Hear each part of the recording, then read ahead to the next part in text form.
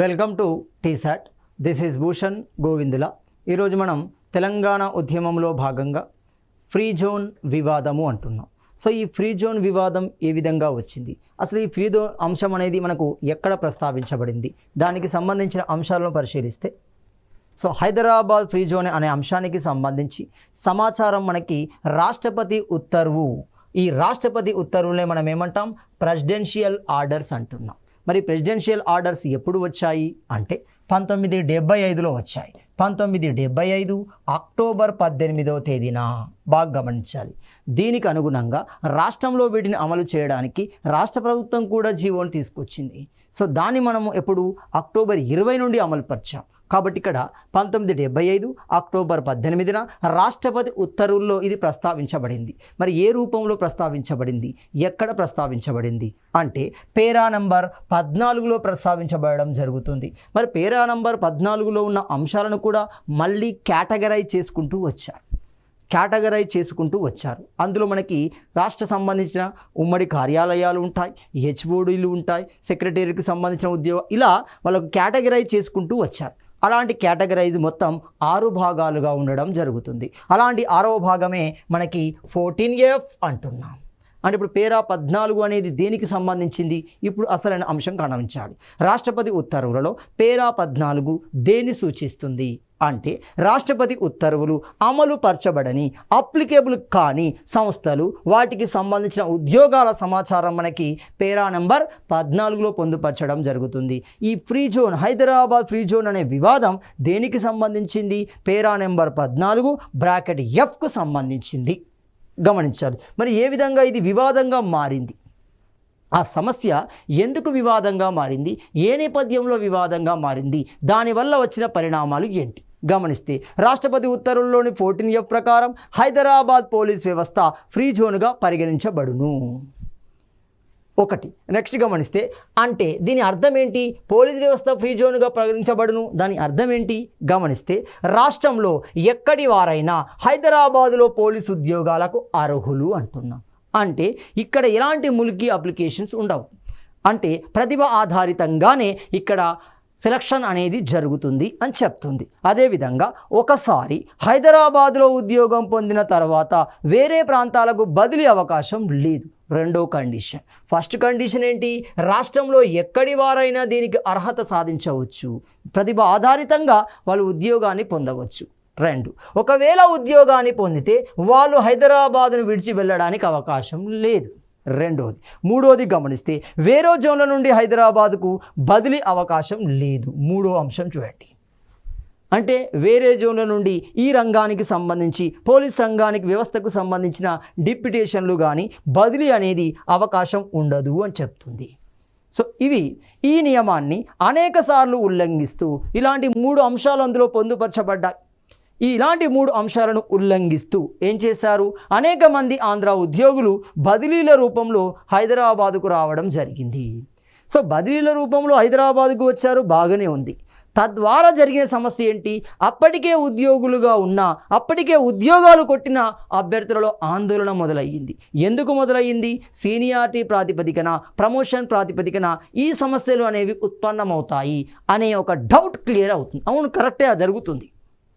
ఇక్కడ గమనిస్తే మరి ఈ నేపథ్యంలో స్థానిక అధికారులు, పోలీసులు తమకు సీనియారిటీ, పదోన్నతులకు సంబంధించిన నష్టం జరుగుతుంది కాబట్టి వాళ్ళు ట్రిబ్యునల్ను ఆశ్రయించడం జరుగుతుంది. మరి ట్రిబ్యునల్ ఏమని చెప్తుంది క్లియర్గా గమనించాలి.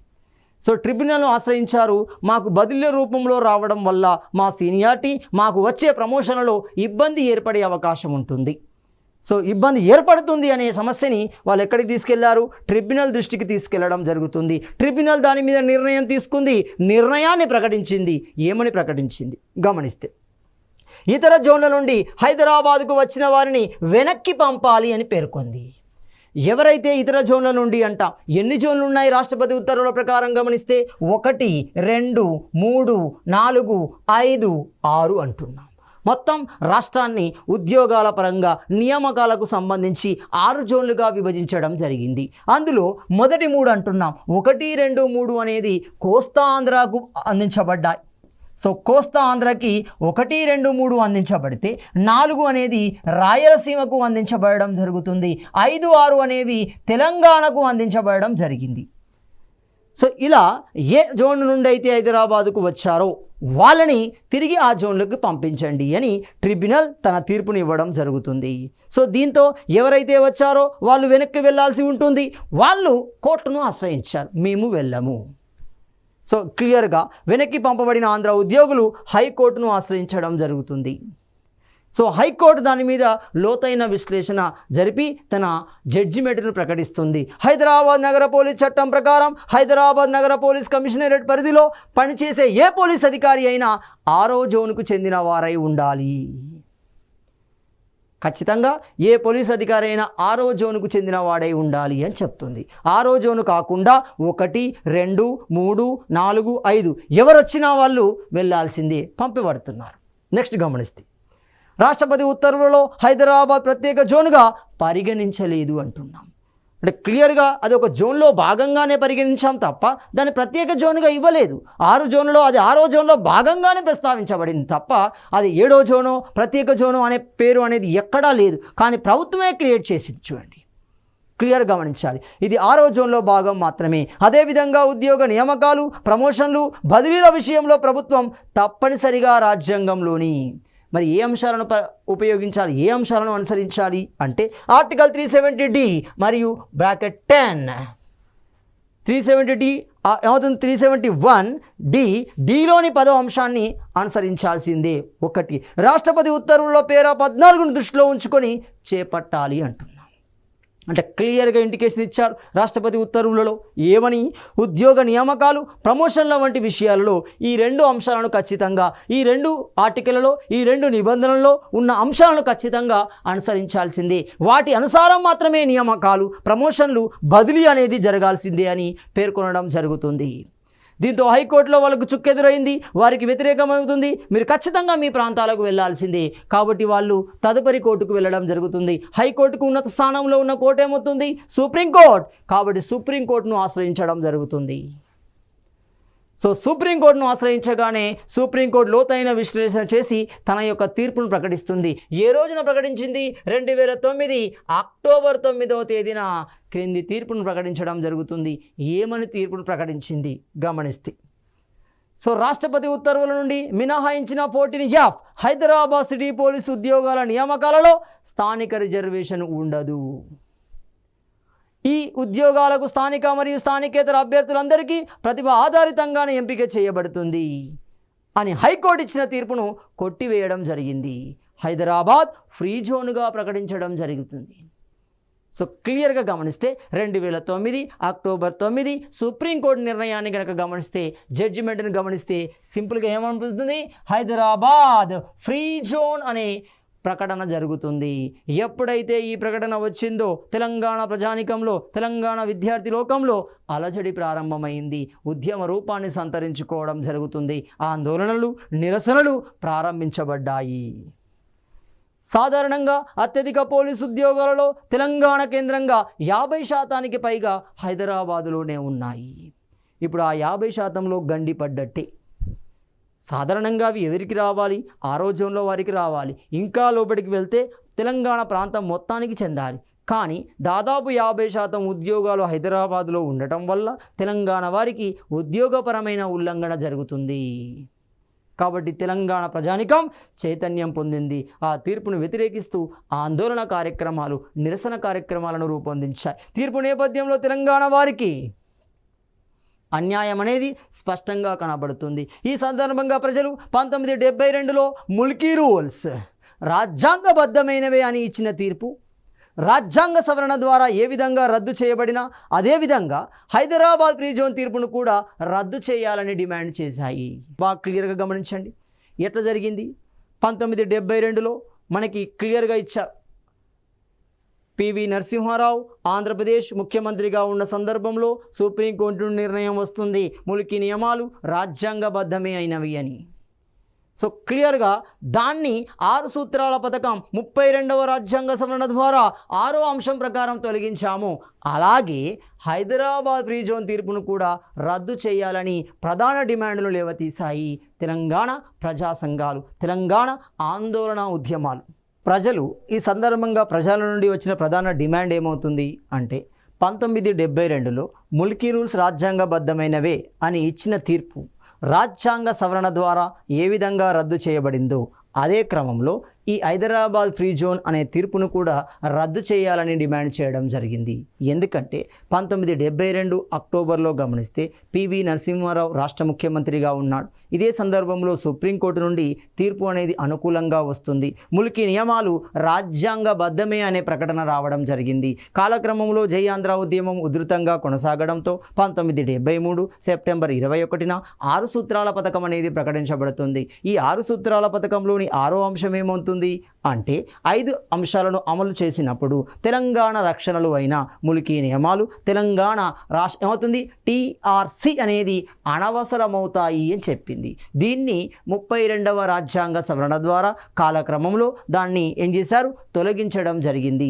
అలాగే ఈ హైదరాబాద్ ఫ్రీ జోన్ను తొలగించడం కోసం ఆ ప్రక్రియను ఉపయోగించండి అనే ప్రధాన డిమాండ్ను లేవతీయడం జరుగుతుంది. క్రమంగా ఉద్యమం ఉధృతమవుతుంది. క్రమంగా అప్పటి ముఖ్యమంత్రి ఎవరున్నారు అంటే రోషయ్య, కొణిజేటి రోషయ్య ఉండడం జరుగుతుంది. క్రమంగా రాజకీయ పార్టీలతో అఖిల పక్షానికి పిలుపునిచ్చాడు. ఎప్పుడు 2009 అక్టోబర్ 19న ముఖ్యమంత్రి రోషయ్య అఖిల పక్షాన్ని నిర్వహించడం జరిగింది. అఖిల పక్షంలో ఇచ్చిన అష్యూరెన్స్ ఏమవుతుంది క్లియర్ గమనిస్తే ఫ్రీ జోన్ అంశంపై సుప్రీంకోర్టులో రివ్యూ పిటిషన్ వేస్తాము అని ప్రకటించాడు. సేమ్ అప్పుడు కూడా అదే చూడండి. సో ఇందిరాగాంధీ ఇచ్చిన మద్దతు వల్ల పివి నరసింహారావు సుప్రీంకోర్టులో ఛాలెంజ్ చేశాడు, గెలిచాడు. ఇక్కడ ఇదే అష్యూరెన్స్ ఇస్తున్నాం, మేము ఈ అంశాన్ని ఈ తీర్పుని సుప్రీంకోర్టులో సవాలు చేయడం జరుగుతుంది అని అష్యూరెన్స్ ఇవ్వడం జరిగింది. దానికి కొన్ని పార్టీలు అంగీకరించలేదు. హైదరాబాద్ ఫ్రీ జోన్ తీర్పును వ్యతిరేకిస్తూ సిద్దిపేట కేంద్రంగా ఉద్యోగ గర్జనకు పిలుపునివ్వడం జరిగింది. మొత్తంగా ఉద్యోగ సంఘాలు సమైక్యంగా ఈ ఉద్యోగ గర్జనను నిర్వహించాయి. ఎప్పుడు నిర్వహించాయి? 2009 అక్టోబర్ 21వ తేదీన సిద్దిపేట కేంద్రంగా ఉద్యోగ గర్జన అనేది నిర్వహించడం జరుగుతుంది. దీని యొక్క ప్రధాన ఉద్దేశం ఏంటి అంటే సుప్రీంకోర్టును వ్యతిరేకిస్తూ ప్రజానికంలో చైతన్యాన్ని నింపాలి, తద్వారా ప్రజానికానికి కలిగే నష్టాన్ని తెలియజేసే ఉద్దేశమే దీని యొక్క ప్రధాన డిమాండ్ అవుతుంది. మరి ఇలాంటి క్రమంలోనే ఈ సమావేశానికి ప్రముఖ సామాజిక కార్యకర్త స్వామి అగ్నివేష్ హాజరు కావడం జరిగింది. తన సంపూర్ణ మద్దతుని ఇవ్వడం జరుగుతుంది. ఈ సమావేశానికి హాజరైన మరో వ్యక్తి ఎవరు? కేసీఆర్ కింది ప్రకటన జారీ చేయడం జరుగుతుంది. అక్టోబర్ చివరి నాటికి అన్ని రకాల ప్రయత్నాలు చేస్తాము, ప్రభుత్వం మీద ఒత్తిడి పెంచుతాము, రాష్ట్ర ఏర్పాటును సాధించే ప్రయత్నం చేయడం జరుగుతుంది. ఒకవేళ రాష్ట్రం సిద్ధించకపోతే గాంధేయ మార్గంలో ఆమరణ నిరాహార దీక్షకు వెళ్తాము అంటున్నాడు. పాస్ట్ అంటూ డెత్ అంటున్నాడు. దానికి వెళ్ళడానికి సిద్ధంగా ఉన్నాను అని ప్రకటించడం జరుగుతుంది. ఈ సందర్భంలో ఇచ్చిన స్టేట్మెంట్ గమనిస్తే కేసీఆర్ చచ్చుడు, తెలంగాణ వచ్చుడు, తెలంగాణ వాళ్ళ జాగో, ఆంధ్ర వాళ్ళే భాగో, ఇలాంటి విధానాలు, ఇలాంటి నినాదాలు మనకి ఈ సమావేశంలో కనబడుతున్నాయి. మొత్తంగా 2009 అక్టోబర్ 28న సుప్రీంకోర్టు తీర్పును వ్యతిరేకిస్తూ అక్టోబర్ 9న ఇచ్చిన తీర్పును వ్యతిరేకిస్తూ అక్టోబర్ 28న జైల్ బరో కార్యక్రమం అనేది నిర్వహించబడడం జరిగింది. సో జైలు బరో కార్యక్రమం అక్టోబర్ 28న. ఇదే సమయంలో పిడమర్తి రవి చైర్మన్గా ఉస్మానియా జేఏసీ అనేది ఏర్పాటు చేయబడడం జరిగింది. దీనిలో దాదాపుగా 28కి పైగా విద్యార్థి సంఘాలు కలిసిపోయాయి. అంటే ఇప్పుడు విద్యార్థి సంఘాలు ఒకే తాటి మీదకి వచ్చాయి. ఒక సమ్మేళన సంఘాన్ని, ఒక ఐక్య విద్యార్థి సంఘాన్ని ఏర్పాటు చేసుకోవాలని నిర్ణయానికి రావడం జరిగింది. దీంతో పిడమర్తి రవి చైర్మన్గా అది ఐక్య విద్యార్థి సంఘం అనేది ఏర్పాటు చేయబడుతుంది. 2009 నవంబర్ 22న కాకతీయ యూనివర్సిటీ కేంద్రంగా. సో కాకతీయ యూనివర్సిటీ కేంద్రంగా విద్యార్థి సంఘాలు కాకతీయ విద్యార్థి గర్జనను నిర్వహించడం జరుగుతుంది. సో ఈ సమావేశానికి హాజరైన కేసీఆర్ మళ్ళీ ప్రకటన జారీ చేయడం జరుగుతుంది. ఆమరణ నిరాహార దీక్షకు వెళ్తున్నట్టుగా ప్రకటన జారీ చేస్తున్నాడు. అంటే ఇప్పుడు సింపుల్ హైదరాబాద్ ఫ్రీ జోన్ విషయంలో తీసుకున్న నిర్ణయమే ఆమరణ నిరాహార దీక్ష అవుతుంది. ఆమరణ నిరాహార దీక్ష ఏ విధంగా కొనసాగింది, ఇలాంటి క్రమంలో ప్రజా చైతన్యం ఏ విధంగా జరిగింది, ఇలాంటి క్రమంలో వివిధ వర్గాలు ఉద్యమంలోకి ఏ విధంగా వచ్చాయి, ఉద్యమాన్ని ఏ విధంగా ఉధృతం చేశాయి గమనిస్తే 2009 నవంబర్ 29న ఆమరణ నిరాహార దీక్ష నిర్వహించడానికి సిద్ధమయ్యారు. ఎప్పుడు ఉదయం 7:50 కరీంనగర్ నుండి సిద్దిపేటలోని నిరాహార దీక్షా స్థలి అంట. మరి నిరాహార దీక్షా స్థలి ఎక్కడ ఉంది? రంగదాంపల్లి అమరవీరుల స్తూపం వద్ద ఉండడం జరుగుతుంది. ఎక్కడ? మనకి అలగనూరు వద్దనే అతన్ని అరెస్టు చేసి ఖమ్మంకు తీసుకెళ్లడం జరుగుతుంది. ఖమ్మం జైల్లోకి తీసుకెళ్లడం జరుగుతుంది. మొట్టమొదటిగా న్యాయస్థానాలలో అతన్ని హాజరుపరచాలి. ఆదివారం కావడంతో అతన్ని సెకండ్ క్లాస్ మెజిస్ట్రేట్ దగ్గరికి తీసుకెళ్తారు. మరి Khammam municipality second class magistrate judge ఎవరు? చదలవాడ శ్రీరామమూర్తి అవుతున్నాడు. ఈ చెదలవాడ శ్రీరామమూర్తి ముందు హాజరుపరచడంతో అతడు 14 రోజుల రిమాండ్ని విధించడం జరుగుతుంది. దీంతో అతన్ని జైలుకు తరలిస్తారు. ఇలాంటి సందర్భంలోనే ఖమ్మం 1 టౌన్ పోలీస్ స్టేషన్లో క్రైమ్ నెంబర్ 290/09 పేరుతో కేసుని నమోదు చేయడం జరుగుతుంది. కేసీఆర్ ప్రత్యేక తెలంగాణ రాష్ట్రం కోసం ఖమ్మం జిల్లాలోనే ఆమరణ నిరాహార దీక్షను చేపడుతున్నాడు. నవంబర్ 29న కేసీఆర్ అరెస్టును జీర్ణించుకోలేని మోత్కూరుకు సంబంధించిన నల్గొండ జిల్లా మోత్కూరుకు సంబంధించిన విద్యార్థి ఎవరు? కాసోజు శ్రీకాంతాచారి అంటున్నాం. ఈ కాసోదు శ్రీకాంతాచారి ఎల్బీ నగర్ చౌరస్తా కేంద్రంగా అంబేద్కర్ విగ్రహం వద్ద శరీరంపై పెట్రోలు పోసుకొని నిప్పు అంటించుకోవడం జరుగుతుంది. జై తెలంగాణ నినాదాన్ని అందించడం జరుగుతుంది. ఇలా మలిదశ తెలంగాణ ఉద్యమ సందర్భంలో మరణించిన మొట్టమొదటి వ్యక్తిగా మనకి శ్రీకాంతాచారి కనబడతాడు. తొలి తెలంగాణ ఉద్యమంలో మరణించిన మొట్టమొదటి వ్యక్తిగా మనకి శంకర్ కనబడడం జరుగుతుంది.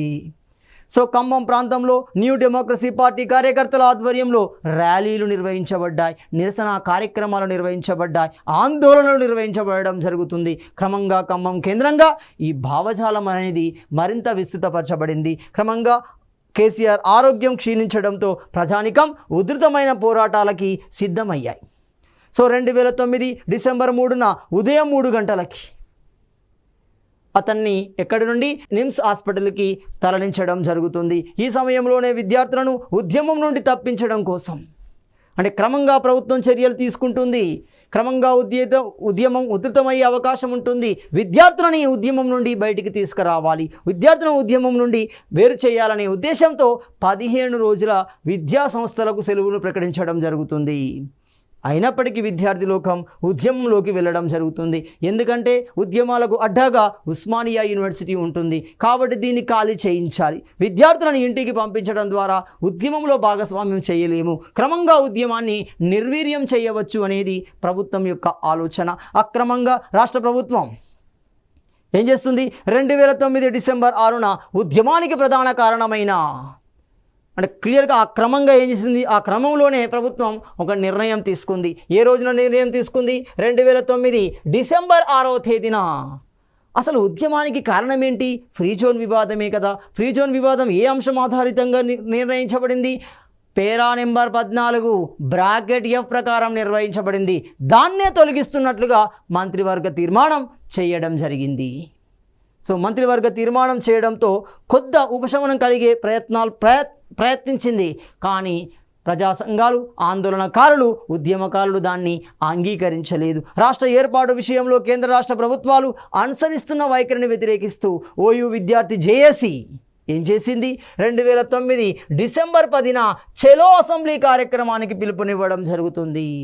శాసనసభ మీద రాష్ట్ర ప్రభుత్వం మీద ఒత్తిడి పెంచే కార్యక్రమాన్ని రూపొందించింది. ఆ కార్యక్రమానికి పేరే చెలో అసెంబ్లీ అవుతుంది. సో 2009 డిసెంబర్ 7న అంటున్నాం. తెలంగాణ ఉద్యమాన్ని దృష్టిలో పెట్టుకొని అప్పటి ముఖ్యమంత్రి కొణిజేటి రోషయ్య ఎప్పుడైతే వైఎస్ రాజశేఖర రెడ్డి నల్లమల అడవులలో పావరాలగుట్ట వద్ద హెలికాప్టర్ ప్రమాదంలో మరణించాడో ఆ తర్వాత వచ్చిన వ్యక్తి మన కొణిజేటి రోషయ్య అఖిలపక్ష సమావేశాన్ని ఏర్పాటు చేశాడు. అఖిలపక్ష సమావేశంలో ఉద్యమం యొక్క డిమాండ్లను చర్చించే ప్రయత్నం చేయడం జరిగింది. ఆ డిమాండ్లను తీర్చడానికి తగు నిర్ణయాలు తీసుకుంటామని కూడా హామీ ఇవ్వడం జరిగింది.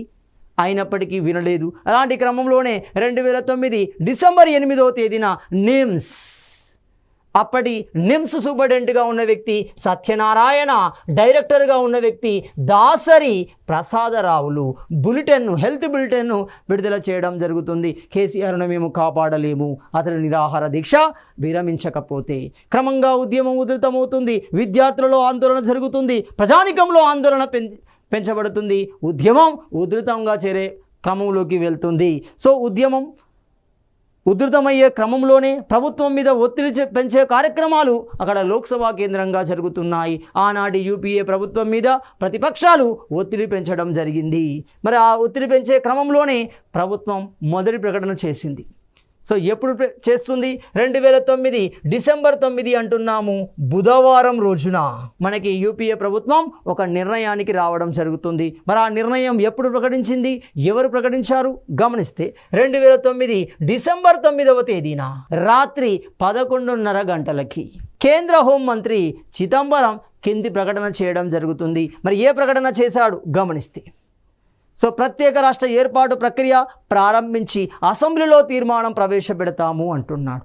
అంటే డిమాండ్కి అనుగుణంగానే రాష్ట్ర ఏర్పాటుకు మేము అంగీకరిస్తున్నాము, దానికి సంబంధించిన బిల్లు రూపొందించబడుతుంది, ఆ బిల్లు అసెంబ్లీలో ప్రవేశపెట్టబడుతుంది, ఆ తర్వాత రాష్ట్ర ఏర్పాటు ప్రక్రియ ముగించబడుతుంది అని మొట్టమొదటి ప్రకటన జారీ చేస్తాడు. క్రమంగా ఆంధ్ర నుండి ఒత్తిడి రావడం, రాజకీయ నాయకులు తమ మంత్రి పదవులకి తమ పార్టీ సభ్యత్వానికి రాజీనామా చేస్తూ రాజీనామా లేఖలని ప్రభుత్వానికి పంచడం జరిగింది. ప్రభుత్వానికి పంపించడంతో ప్రభుత్వంపై ఒత్తిడి పెరిగింది. క్రమంగా రెండవ ప్రకటన చేస్తున్నాడు. ఏ ప్రకటన? సో మొదటి ప్రకటనకు విరుద్ధమైన ప్రకటన 2009 డిసెంబర్ 23, ఇది కూడా మనకు బుధవారం రోజే అవుతుంది. రెండవ ప్రకటన జారీ చేస్తున్నాడు. ఏమని? విరుద్ధంగా అసెంబ్లీ తీర్మానం చేసిన తర్వాతే రాష్ట్ర ఏర్పాటు ప్రక్రియ ప్రారంభిస్తామన్నాడు. మొదట ఏమన్నాడు? రాష్ట్ర ఏర్పాటు ప్రక్రియ ప్రారంభిస్తాం, బిల్లు అసెంబ్లీలో ప్రవేశపెడతాం. ఇది రివర్స్, అసలు ఒరిజినల్ ప్రాసెస్ అది. కాబట్టి ఖచ్చితంగా అసెంబ్లీ ఒప్పుకున్నా ఒప్పుకోకపోయినా క్లియర్గా ఇక్కడ ఉంటుంది మనకి రాజ్యాంగంలోని ఆర్టికల్. ఈ విషయం గమనించండి. ఆ స్టేట్మెంట్కి ఈ స్టేట్మెంట్ యొక్క తేడా గమనిస్తే ఆర్టికల్ 3, ఆర్టికల్ 4లో మనకు ఆ స్టేట్మెంట్లు కనబడతాయి. సో మనకి డిసెంబర్ 9 బుధవారం అర్ధరాత్రి 11:30కి ఇచ్చిన స్టేట్మెంట్ ఏంటిది?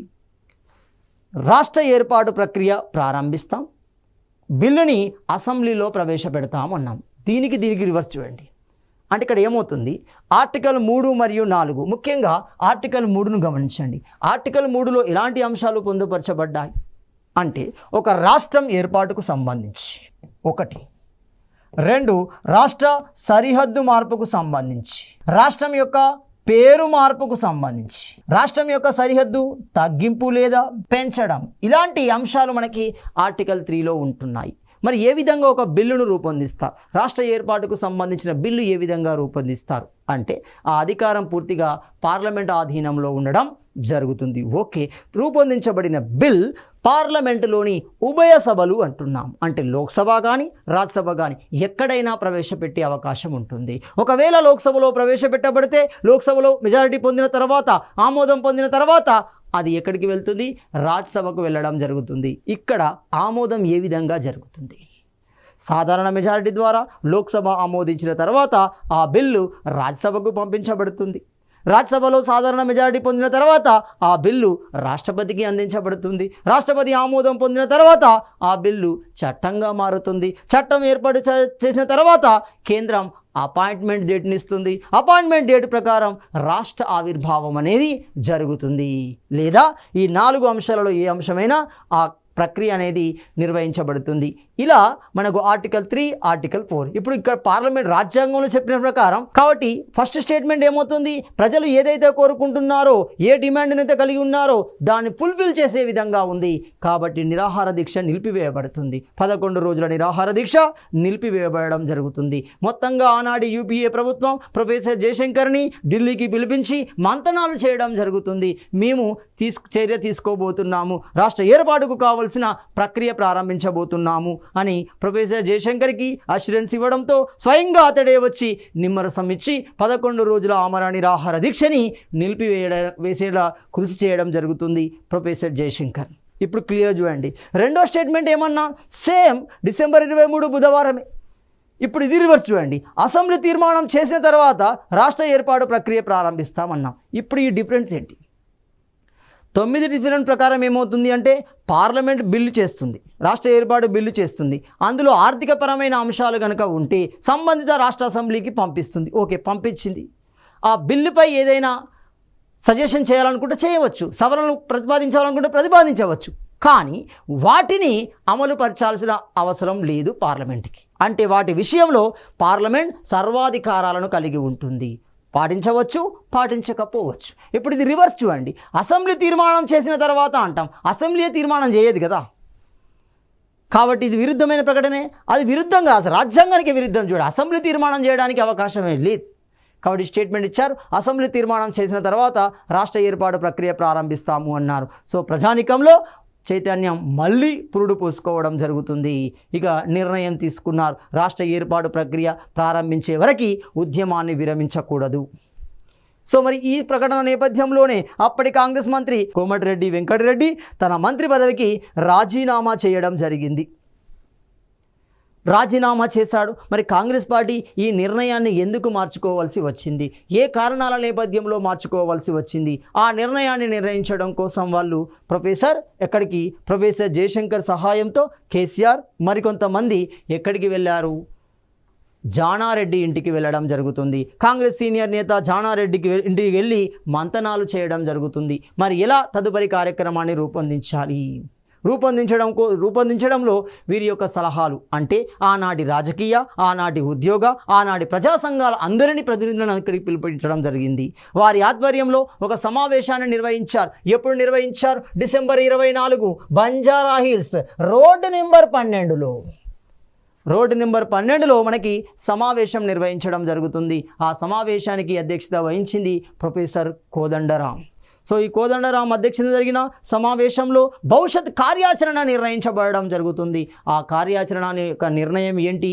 ఇప్పటి వరకు ఏర్పాటు చేయబడిన తెలంగాణ రాష్ట్ర ఏర్పాటే ప్రధాన డిమాండ్గా ఏర్పాటు చేయబడిన సంస్థలన్నీ ఐక్యపరచబడాలి. అందరి ఆధ్వర్యంలో ఒకే తాటి మీద ఒకే నిర్ణయం ప్రకారం ఒకే విధానం అనేది అమలుపరచబడాలి. ఆ విధానం యొక్క లక్ష్యం ఏమై ఉండాలి? రాష్ట్ర ఏర్పాటు ఉండాలి. సో నిర్ణయం తీసుకున్నారు. ఆ నిర్ణయం ప్రకారమే మనకి జేఏసీ అనేది ఆవిర్భవిస్తుంది. ఏమవుతుంది? డిసెంబర్ 24 గురువారం రోజున అంటున్నాం.